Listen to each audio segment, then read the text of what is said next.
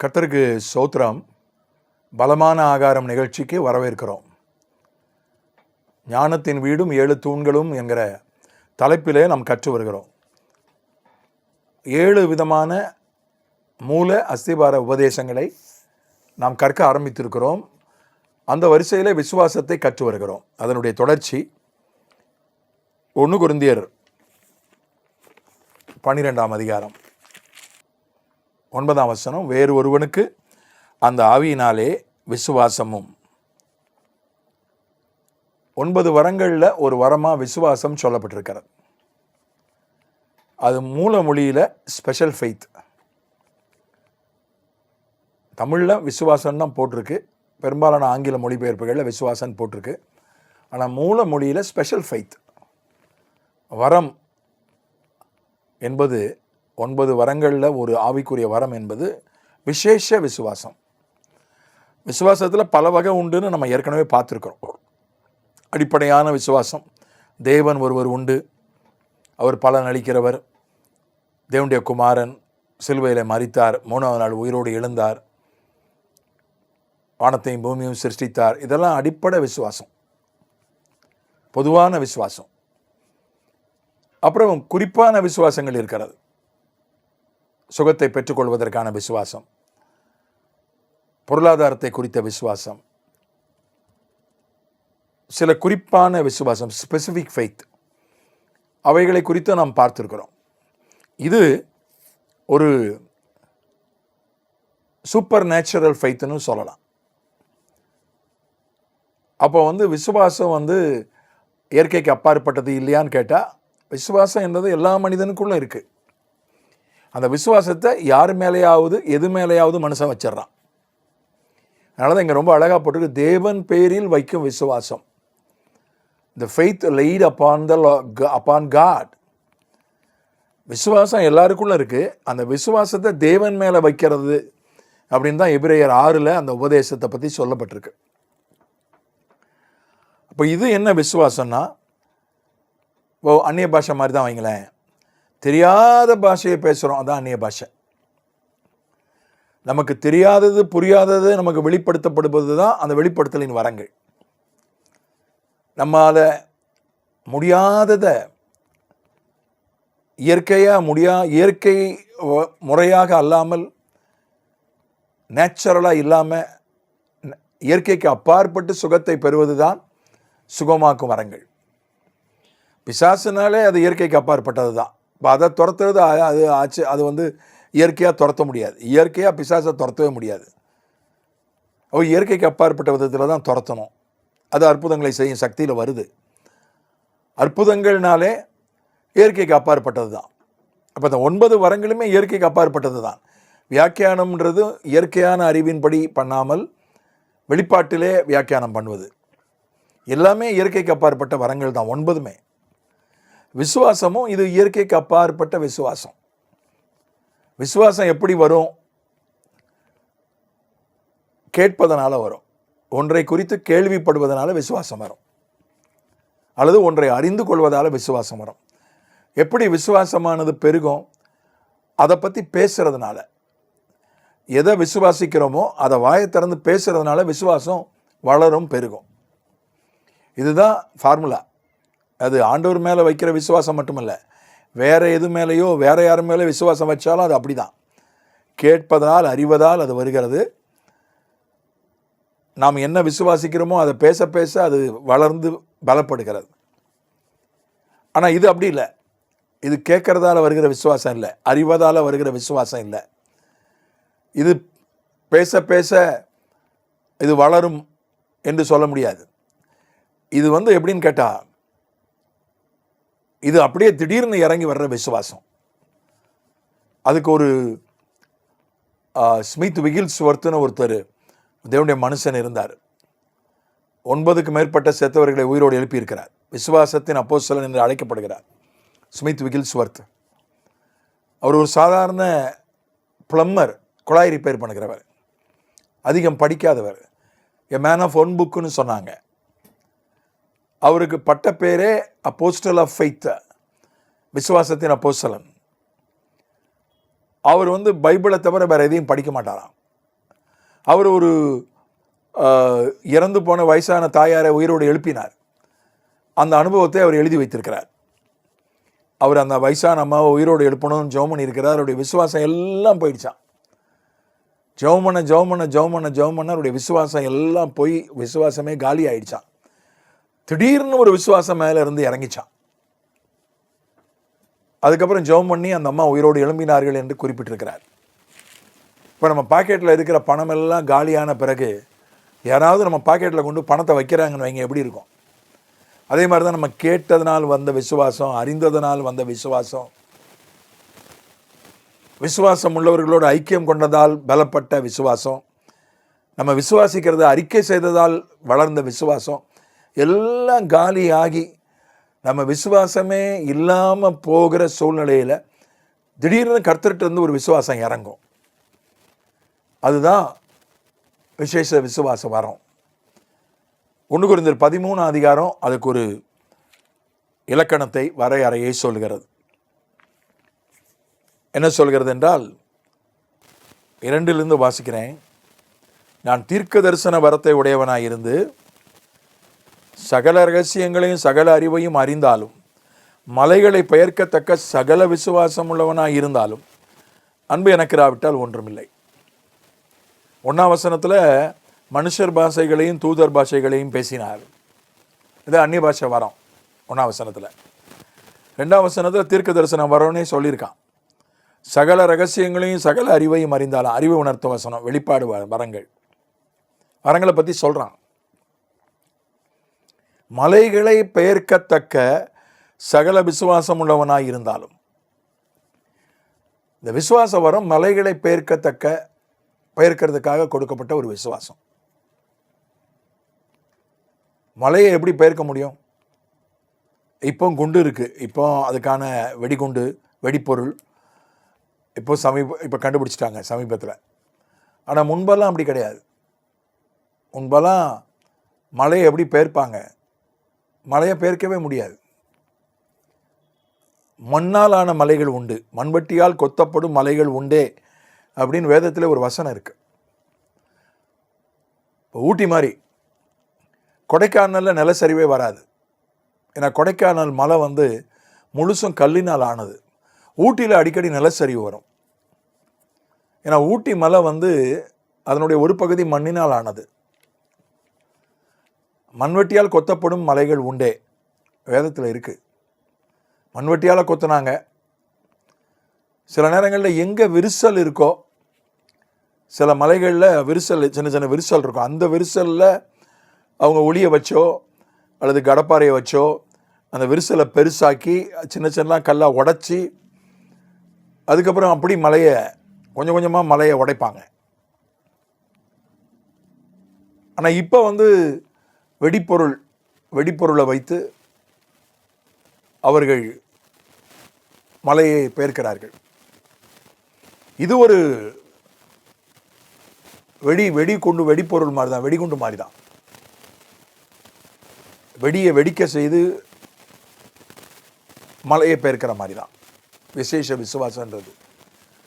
இயற்கையான விசுவாசன்றது மண்வெட்டியை வச்சு கொத்துற மாதிரி, அதில் உளியை வச்சு உடைக்கிற மாதிரி.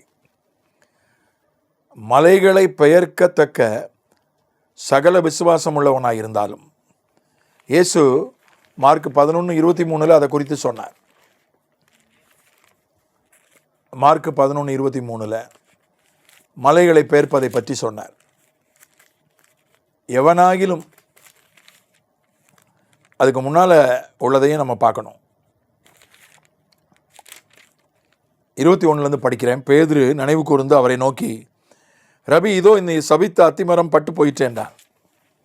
இயேசு அவர்களை நோக்கி, தேவனிடத்தில் விசுவாசம் உள்ளவர்களாயிருங்கள். இயேசு ஒரு அத்திமரத்தை சபித்திருந்தார். அடுத்த நாள் பார்த்தா அது பட்டு போயிருக்கு. பேதுரு சொல்கிறான், ஆச்சரியமாக சொல்கிறான், நேற்று நீங்கள் சபிச்சிங்க, இன்றைக்கே பட்டு போச்சு. அப்போ தான் ஆண்டவர் பதில் சொல்கிறாரு. இயேசு அவர்களை நோக்கி, தேவனிடத்தில் விசுவாசம் உள்ளவர்களாயிருங்கள். எவனாகிலும் இந்த மலையை பார்த்து, நீ பெயர்ந்து சமுத்திரத்தில் தள்ளுண்டு போ என்று சொல்லி தான் சொன்னபடியே நடக்கும் என்று தன் இருதயத்தில் சந்தேகப்படாமல் விசுவாசித்தால் அவன் சொன்னபடி ஆகும் என்று மெய்யாகவே உங்களுக்கு சொல்கிறேன். கெனத் ஈயேகின் என்று ஒரு தன்னுடைய மனுஷன் அமெரிக்காவில் இருந்தார். அவர் தான் அந்த வசனத்தை பிரபலப்படுத்தினார். அவர் வாலிபனாக இருந்தபோது, ஒரு 16-17 வயசு இருந்தபோது அவருக்கு இருதய வியாதி, நரம்பு சம்பந்தப்பட்ட வியாதி இருந்தது. சில மாதங்களில் அவர் இறந்து விடுவார் என்று டாக்டர்கள் சொல்லிவிட்டார்கள். படுக்கையில் மருத்துவமனையில் தான் இருந்தார், படுக்கையில் இருந்தார். அப்பொழுதுதான் அவர் ஆண்டவரை தேட ஆரம்பித்தார். இந்த வசனம் அவரோடு பேசியது.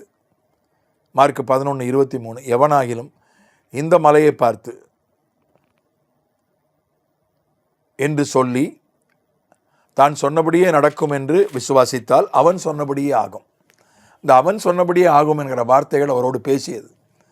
அதனால் அவர் தினமும் பேசினார், நான் சுகமாயிருவேன். டாக்டர்கள் என்ன சொல்லிட்டாங்க, அடுத்த பிறந்த நாளே நீ காண மாட்டாய். டாக்டர் சொன்ன வார்த்தை தான், அடுத்த பிறந்த நாளே நீ காண மாட்டாய். ஆனால் அவர் சொன்னார், நான் பல பிறந்த நாட்களை காண்பேன், அடுத்த பிறந்த நாளை காண்பேன், பல பிறந்த நாட்களை காண்பேன். எனக்கு இருதய வியாதி சுகமாயிரும், எனக்கு நரம்பு வியாதி சுகமாயிரும், இன்னும் சில வியாதிகள் இருந்தால் அதெல்லாம் சுகமாயிரும் என்று பேசிக்கிட்டே இருந்தார். படிப்படியாக அவருக்கு சுகமாகி அவர் அடுத்த பிறந்தநாளை கண்டு, அதுக்கப்புறம் சில மாதங்களிலே ஒரே நாளில் சுகமாகல, சில மாதங்கள் ஆச்சு. சுகமாகி மருத்துவமனைக்கு வந்துட்டார். 86 வயதில் தான் அவர் கர்த்தருக்குள்ளே மரித்து போனார். 86 வயசு வரைக்கும் அவருக்கு தலைவலி கூட வந்ததில்லை. இருதய மாரடைப்பில் தான் அவர் இறந்து போனார். அவர் காலை உணவு சாப்பிட்டு கொண்டிருந்த போது திடீரென்று மாரடைப்பு வந்தது, அப்படியே தலை தொங்கி விட்டது. 86 வயசு. 86 வயசு வரைக்கும், சாகிற கடைசி நிமிடம் வரைக்கும் தலைவலி கூட அவருக்கு வந்ததில்லை. அவருக்கு ஒரு 70 வருஷம் ஒரு 70 வருஷம் அவளுக்கு எந்த வியாதியும் வந்ததே கிடையாது. அந்த அளவுக்கு அவர் அதில் ஒரு விசுவாச வீரராக இருந்தார். இந்த ஃபெய்த் டாக்டரின்னு அதை சொல்கிறாங்க. சிலர் கொஞ்சம் அதை மிகைப்படுத்திட்டாங்க, பின்னால் வந்தவங்க ஒரு சிலர். ஆனால் அவர் ரொம்ப சமநிலையாக தான் போதிச்சிருக்கிறார், கெனத் ஈயேகின். அதனால் அது ஒரு பிரபலமான வசனம். இந்த வசனம் இது ஒரு ஃபார்முலா. எவனாகிலும், அது எவனா வேணா இருக்கலாம், ரட்சிக்கப்பட்டவனோ படாதவனோ விசுவாசியோ அவிசுவாசியோ, எவனாகிலும் உன்னை சொல்லிட்டு தான் சொன்னபடியே நடக்கும்னு 100க்கு 100 நம்பினால், விசுவாசித்தால் அவன் சொன்னபடி ஆகும். ஆனால் நீங்கள் கேட்கலாம், எவன் சொன்னாலும் நடக்குமா? எவன் சொன்னாலும் நடக்கும், இயேசு சொன்னார். ஆனால் அப்படி நம்புறது கஷ்டமாச்சே. ஆண்டவர் சொன்னதே நமக்கு சில நேரம் சந்தேகம் வந்துடுது. ஆண்டவர் சொன்னதை விசுவாசிக்கிறதே பெரும்பாடாக இருக்குது. இப்போ நம்ம சொல்கிறத எப்படி, நம்ம மற்றவங்க வார்த்தையை தான் சீரியஸாக எடுத்துப்போம், நம்ம வார்த்தையை நம்ம சீரியஸாக எடுத்துக்க மாட்டோம். அதனால் அவன் சொன்னபடியே ஆகும் என்று மெய்யாகவே உங்களுக்கு சொல்கிறேன். ஆதலால் அதான் ரொம்ப முக்கியம். இந்த ஃபார்முலாவை அவர் அப்ளை பண்ண சொன்னார் ஆண்டவர். ஆதலால் நீங்கள் ஜெபம் பண்ணும்போது எவைகளை கேட்டுக்கொள்வீர்களோ அவைகளை பெற்றுக்கொள்வோம் என்று விசுவாசியுங்கள். இது தமிழில் தெளிவாக இல்லை, பெற்றுக்கொண்டோம் என்று விசுவாசியுங்கள். எல்லாரும் தான் ஜெபம் பண்ணுறோம். நம்ம ஜெபம் பண்ணால் என்ன நம்புவோம், கிடைக்கும். இந்த ஜெபத்துக்கு பதில் கட்டாயம் வரும். ஆண்டவர் செய்வார், என் தேவையை சந்திப்பார், என் வியாதியை சுகமாக்குவார், என் பிரச்சனையை தீர்ப்பார், என்னை ஆசீர்வதிப்பார். இப்படி தான் நம்ம விசுவாசிப்போம். ஆனால் இந்த ஜெபம், இது விசுவாச ஜெபம். இது என்ன சொல்லுது? பெற்றுக்கொண்டோம் என்று விசுவாசியுங்கள், அப்பொழுது அவைகள் உங்களுக்கு உண்டாகும். Believe that you have already received it and it shall come to pass. அப்படிதான் இங்கிலீஷில் இருக்கு. பெற்று கொண்டு விட்டோம் என்று நீங்கள் விசுவாசியுங்கள், அதன் பிறகு அது உங்களுக்கு கிடைக்கும். அதுதான் மூல மொழியிலையும் இருக்குது, இங்கிலீஷில் அப்படி தான் இருக்கும். இந்த ஃபார்முலாவை, இந்த விசுவாச எவனாகிலும் விசுவாசித்து எவனாகிலும் ஒன்றை சொல்லிவிட்டு அதை 100க்கு 100 விசுவாசித்தால் அது அப்படியே நடக்கும். எவனாகிலும், அது பிசாசாக இருந்தாலும் சரி, தேவதூதனாக இருந்தாலும் சரி, தேவனாக இருந்தாலும் சரி, மனுஷனாக இருந்தாலும் சரி, ஒன்றை சொல்லிட்டு 100க்கு 100 நான் விசுவாசிக்கணும், அதுபடி நடக்கணும். உடனே நடக்காது, பல வருஷங்கள் கூட ஆகலாம். ஆனால் அது வரைக்கும் விசுவாசிக்கணும். அப்படி விசுவாசித்தால் அவன் சொன்னபடி ஆகும். அதை வந்து ஜெபத்தில் அப்ளை பண்ண சொன்னார் ஆண்டவர். அந்த ஃபார்முலாவை சிம்பிளிஃபை பண்ணி அதை நீ ஜெபத்தில் அதை கொண்டு வந்து அந்த சூத்திரத்தை நீ ஜெபத்தில் பொருத்தி ஜெபம் பண்ணினால் அது வேலை செய்யும் என்று இயேசு சொன்னார். அதுக்கடுத்த வசனம், நீங்கள் நின்று ஜெபம் பண்ணும்போது ஒருவன் பேரில் உங்களுக்கு யாதொரு குறை உண்டாகியிருக்குமானால் பரலோகத்தில் இருக்கிற உங்கள் பிதா உங்கள் தப்பிதங்களை உங்களுக்கு மன்னிக்கும்படி அந்த குறையை அவனுக்கு மன்னியுங்கள். நீங்கள் மன்னியாதிருப்பீர்களானால் பரலோகத்தில் இருக்கிற உங்கள் பிதாவும் உங்கள் தப்பிதங்களை மன்னியாதிருப்பார் என்றார். ஆண்டவர் தொடர்ந்து சொல்கிறார், இந்த இடத்துல ஒரு மலையை சொல்கிறார். மன்னிப்பது ஒரு பெரிய மலை போன்ற விஷயம். அப்படிலாம் மன்னிக்க முடியாது யாரையும். ஏன்னா மன்னிக்கிறதுல நமக்கு ரொம்ப கஷ்டம். என்ன பிரச்சனைனா, மன்னிச்சா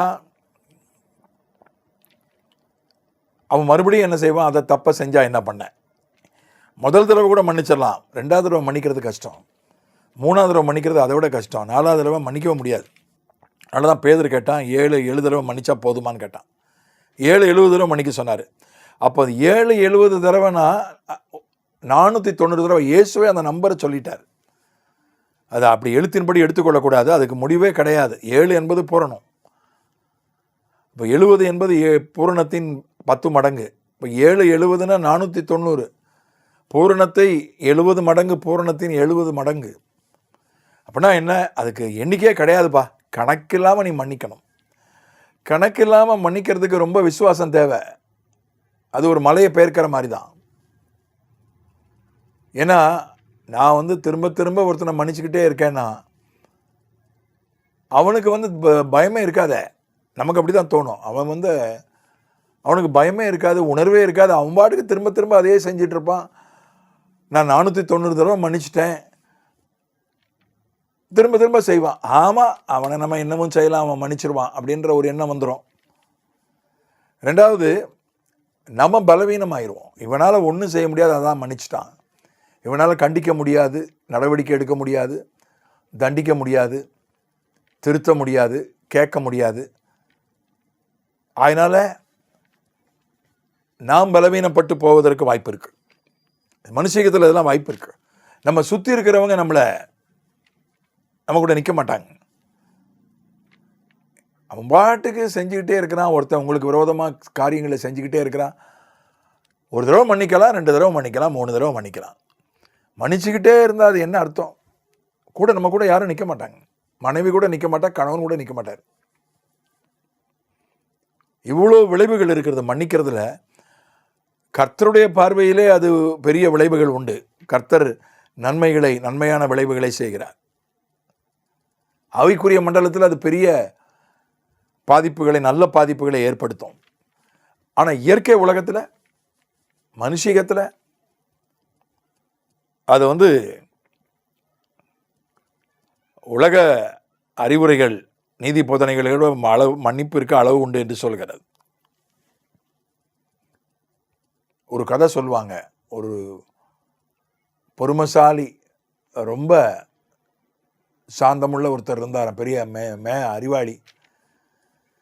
அவர் வந்து துணி வியாபாரம் பண்ணாராம். அந்த காலத்தில் துணி விற்க போனாராம். ஒருத்தன் எவ்வளோன்னு கேட்டான். அந்த துணி விலையை சொன்னார். 2ஆக கிழிச்சிட்டு இப்போ எவ்வளோன்னு கேட்டாராம். அப்போவும் பாதி விலையை சொன்னாராம்.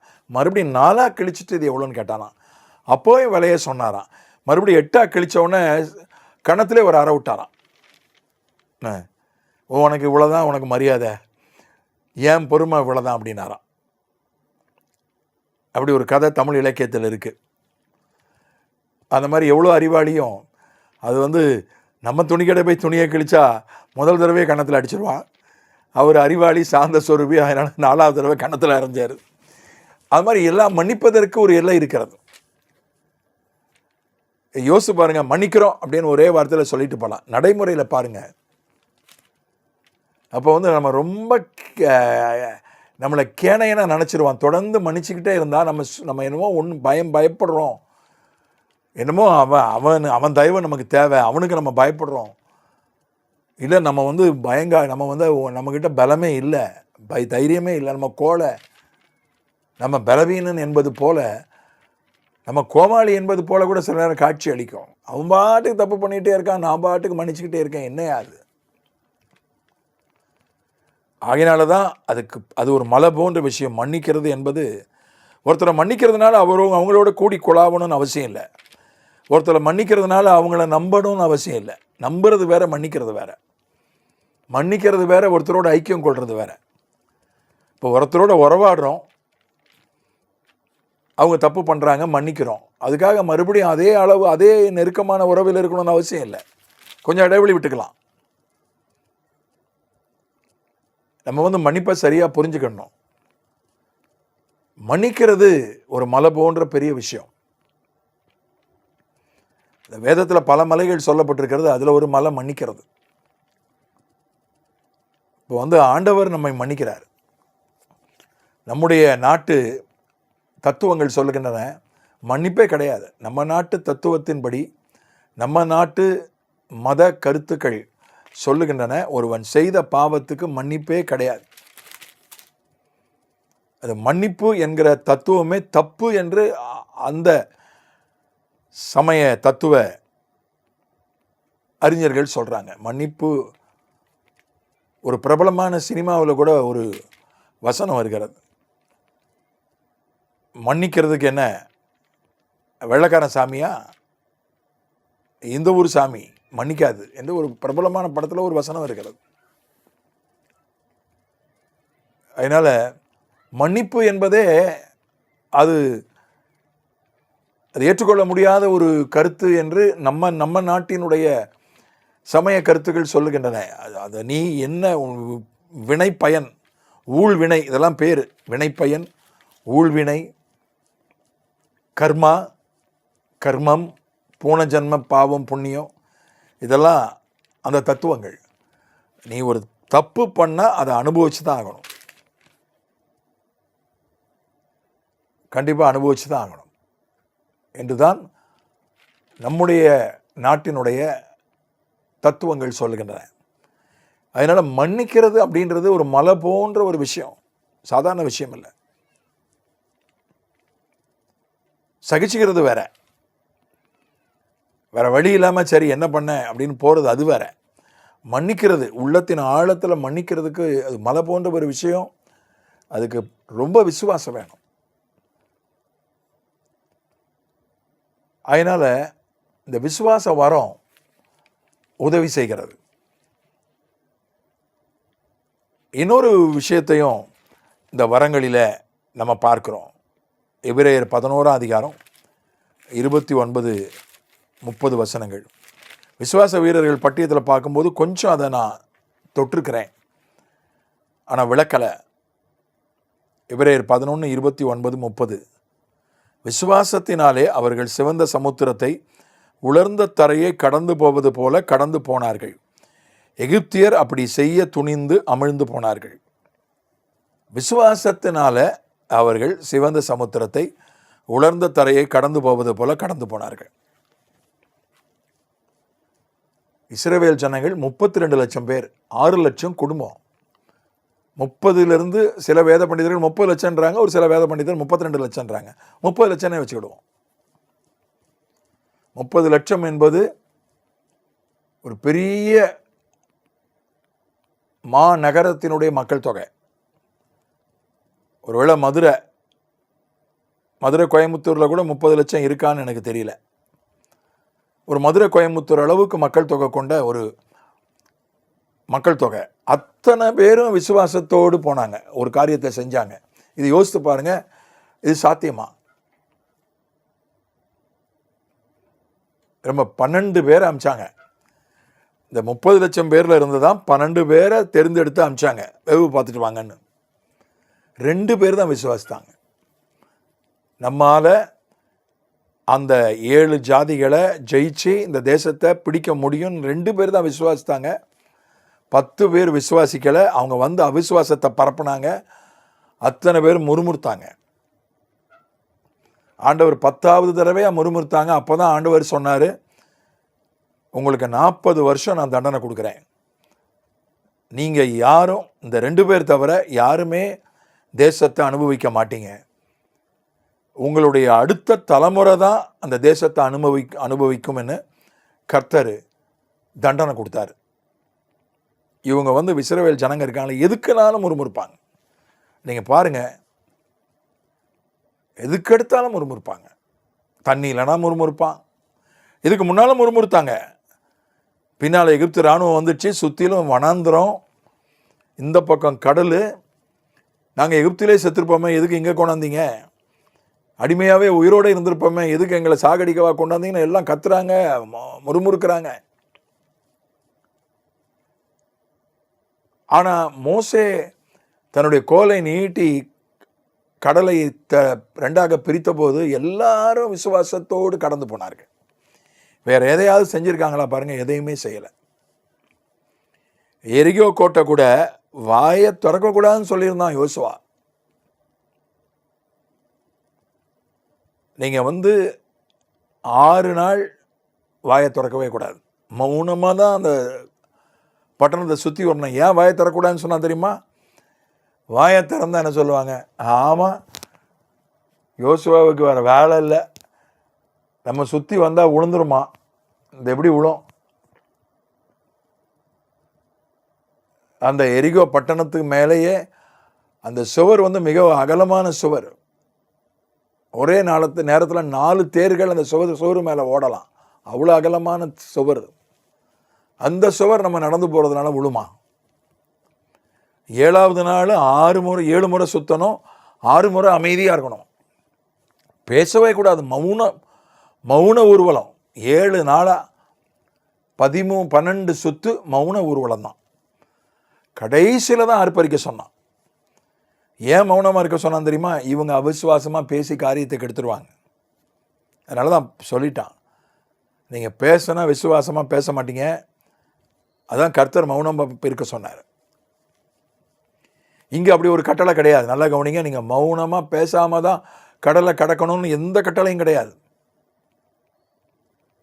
ஆனால் அத்தனை பேரும் விசுவாசத்தோடு அவர்கள் அந்த கடலை கடந்து போனார்கள். பின்னால் எகிப்து சேனை துரத்துது, கடலுக்குள்ளேயும் துரத்துது. ஆனாலும் அவர்கள் விசுவாசத்தோடு போனார்கள். இந்த விசுவாசம் எங்கேருந்து வந்துச்சு?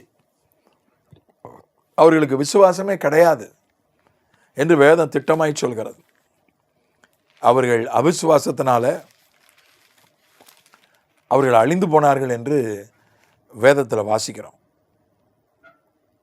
யூதா நிருபம் 5ஆம் வசனம், நீங்கள் முன்னமே அறிந்திருந்தாலும் நான் உங்களுக்கு நினைப்பூட்ட விரும்புகிறது என்னவெனில், கர்த்தர் தமது ஜனத்தை எகிப்து தேசத்திலிருந்து வரப்பண்ணி ரட்சித்து பின்பு விசுவாசியாதவர்களை அழித்தார். பார்த்தீங்கன்னா 2 பேர் தான் உள்ளே போனாங்க கானானுக்குள்ளே, மற்றவங்க யாரும் கானானுக்குள்ளே போகலை. விசுவாசியாதவர்களை அழித்தார். அவர்களை மாதிரி அவிசுவாசியாக இராதிருங்கள் என்று இன்னொரு இடத்துல நம்ம படிக்கிறோம். காலேப் யோசுவா 2 பேர் தான் விசுவாசத்தோடு இருந்தாங்க. மற்றவங்க 30 லட்சத்தில் 2 பேரை தவிர யாரும் விசுவாசத்தோடு இருக்கல. ஆனால் சிவந்த சமுத்திரத்தை கடக்கும்போது மட்டும் விசுவாசத்தோடு கடந்தார்கள். வேற எதையாகிலும் அவங்க விசுவாசத்தோடு செய்தார்கள்னு போட்டிருக்கா? போடலை. பஸ்காவை விசுவாசத்தோடு ஆசரித்தது மோசே தான். பஸ்காவை ஆசரிக்கும் போது கூட 28ஆம் வசனம் எபிரேயர் 11, விசுவாசத்தினாலே முதற்பேனானவைகளை சங்கரிக்கிறவன் இஸ்ரவேலரை தொடாதபடிக்கு அவன் யாரு? மோசே. பஸ்காவையும் ரத்தம் பூசுதலாய் நியமித்து ஆசரித்தான். மோசே மட்டுமா பஸ்காவை கொண்டாடினா? இல்லை, 30 லட்சம் பேரும் பஸ்காவை கொண்டாடினாங்க. ஆனால் விசுவாசத்தோடு அதை கொண்டாடினவன் மோசே மட்டும்தான். ஆனால் எரிகோ மதில்களை விசுவாசத்தோடு சுற்றி போனார்கள். அது யோசுவா காலம். இந்த 2 சம்பவம் மட்டும்தான் விசுவாசத்தோடு அவர்கள் செய்தார்கள். மற்ற எந்த சந்தர்ப்பத்திலும் அவங்களுக்கு விசுவாசம் கிடையாது. இந்த விசுவாசம் எப்படி வந்துச்சு? 30 லட்சம் பேர் கடலுக்குள்ள, பிரிந்த கடலுக்குள்ள போவது. கடல் உள்வாங்கினா அதுக்கு பேர் கள்ளக்கடல். கடல் உள்வாங்கினாலே மனுஷன் வெளி வாங்கிடுவான். ஏன்னா ஒரு பெரிய அலை வரப்போகுது, ஊருக்குள்ள தண்ணீர் வருவதற்கு வாய்ப்பு உண்டுன்னு அர்த்தம். கடல் உள்வாங்கினாலே. கடல் 2ஆக பிரிஞ்சா நிச்சயமா பலவிதமான பயம் வரதான் செய்யும். பின்னால் வேற இராணுவம் துரத்துது. ஆனாலும் அதான் விசுவாசம் வரம். இந்த மோசேக்குள்ளே இருந்த விசுவாசம் 30 லட்சம் பேருக்குள்ளே வந்துச்சு. அதுதான் விசுவாசம் வரம். அது அப்போ மட்டும்தான், நிரந்தரமாக வரல. தனக்குள் இருக்கிற விசுவாசத்தை மற்றவர்களுக்குள்ளே தற்காலிகமாக உள்ளே செலுத்துகிறதும் விசுவாச வரத்தில் தான் சேரும். யோசுவாவும் அப்படிதான். அந்த எரிகோ மதிலை சுற்றி வரும்போது தனக்குள் இருக்கிற விசுவாசத்தை அவர்களுக்குள்ளே அவன் தற்காலிகமாக அந்த சம்பவத்தின் போது அது முடிகிற வரைக்கும் உள்ளே செலுத்தினான். ஒரு இரும்பு, ஒரு காந்தத்தோட கொஞ்ச நேரம் நீங்கள் ஒரு இரும்பை வச்சுட்டிங்கன்னா, குறிப்பிட்ட நேரம் வச்சுட்டு அந்த இரும்பை நீங்கள் எடுத்தீங்கன்னா கொஞ்ச நேரம் அந்த இரும்பில் காந்த சக்தி இருக்கும். கொஞ்ச நேரம், நிரந்தரமாக இருக்காது, கொஞ்ச நேரம். அதே மாதிரி தான் ஒரு விசுவாசிக்கிற ஒரு ஆளோட விசுவாசியாதவங்க ஒரு கூட்டம் ஒன்றா சேரும்போது கொஞ்ச நேரம் ஒரு விசுவாசம் அவங்களுக்குள்ள இறங்குது. அது விசுவாச வரத்தினுடைய இன்னொரு பகுதி. அதனால் இந்த விசுவாச வரம் ரொம்ப கொஞ்சம் பேர்கிட்ட தான் இருக்குது. அதுக்காக ஜெபம் பண்ணுங்க. எல்லாரும் சுகமளிக்கும் வரோம், எல்லாரும் தீர்க்க தரிசனம் வரோம், எல்லாரும் அற்புத வரத்துக்காக தான் ஜெபம் பண்ணுறாங்க. அறிவை உணர்த்தும் வசனம், வெளிப்பாடு வரோம். யாரும் இந்த விசுவாச வரத்துக்காக ஜெபம் பண்ணுறவங்க ரொம்ப குறைவு. விசுவாச வரத்துக்காக ஜெபம் பண்ணுங்க, அது தேவை. நம்ம விசுவாசத்தினால கர்த்தரிடத்திலிருந்து பெரிய காரியங்களை பெற வேண்டியிருக்கிறது, மன்னிக்க வேண்டியிருக்கிறது. நமக்கு பெரிய மலைனா பெரிய தடை. மலைனா என்ன அர்த்தம்? கடந்து போக முடியாத ஒரு தடை. நமக்கு பெரிய தடையாக இருக்கிறதே மன்னியாத ஒரு சூழ்நிலை தான். ஒன்றா இருப்போம், அவங்களோட தான் இருப்போம், அவங்களோட உறவில் இருப்போம், அவங்களோட ஐக்கியத்தில் இருப்போம், அவங்களோட சேர்ந்து செயல்படுவோம். சில நேரம் கணவன் மனைவிக்குள்ள கூட மன்னியாத நிலைமைகள் இருக்கிறது. நான் பார்த்துருக்கிறேன். பெற்றோர் பிள்ளைகளுக்கு கூட ஒன்றா தான் இருப்பாங்க, ஆனால் மன்னியாத தன்மை இருக்கிறது. நம்ம முன்னேறி செல்ல முடியாதபடி இருக்கிற மலைகளில் ஒரு பெரிய மலை மன்னியாத தன்மை. இந்த மாதிரி எத்தனையோ மலைகள் இருக்கிறது. அதையெல்லாம் கடந்து செல்வதற்கு விசுவாசம் வரம் தேவை. அதை விரும்பி ஜெபித்து பெற்றுக்கொள்ள வேண்டியது அவசியம். ஜெபிப்போம். பிதாவே, இயேசுவின் நாமத்தில் இந்த விசுவாச வரத்தை, விசேஷ விசுவாச வரம் 9 வரங்களில் 1, அதை எங்களுக்கு வைத்திருக்கிறதற்காக ஸ்தோத்திரம். ஆண்டவரே, நான் ஒன்று சொல்லி அப்படியே நடக்கும்னு 100க்கு 100 விசுவாசிக்கிறது மனுஷீகத்தில் இயற்கையாக அது கூடாத காரியம். வரம் இருந்தால் தான் அது முடியும். ஆகையினால நான் ஜெபத்தில் ஒரு காரியத்தை கேட்டு அதை பெற்றுக்கொண்டேன்னு விசுவாசிக்கணும். அது எனக்கு கிடைத்து விட்டதுன்னு விசுவாசிக்கணும். அதுக்கப்புறம் தான் அது உண்டாகும். மன்னிக்கணும். ஆண்டவரே, யாரை மன்னிக்காமல் இருக்கிறானோ, யாரை மன்னிக்கணுமோ அவர்களெல்லாம் மன்னிக்கிறதுக்கு எனக்கு உதவி செய்யும். மன்னிப்பை சரியாக புரிந்து கொள்ள, மன்னிக்கிறதனுடைய முக்கியத்துவத்தை புரிந்து கொள்ள, மன்னிப்பு எவ்வளோ பெரிய தடை என்பதை உணர்ந்து கொள்ள, மன்னிக்காத நிலைமை, மன்னிக்காத தன்மை எவ்வளோ பெரிய தடை என்பதை கண்டுகொள்ள அனுக்கிரகம் செய்யும்படியாய் ஜெபிக்கிறோம்.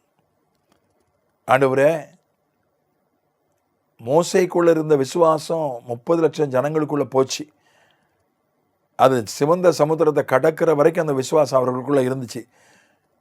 கடற்கரைக்கு வந்தவொடனே அந்த விசுவாசம் அவங்கள விட்டு போயிடுச்சு. யோசுவாவுக்குள்ள விசுவாசம் இஸ்ரவேல் ஜனங்கள் 30 லட்சம் பேருக்குள்ளே வந்தது. அந்த விசுவாசத்தினால தான் அவங்க எரிகோ கோட்டையை சுற்றி போனாங்க. எரிகோ கோட்டையை பிடித்தார்கள். அதை பிடிச்ச உடனே அந்த விசுவாசம் அவங்கள விட்டு போயிடுச்சு. விசேஷ விசுவாச பாரம்.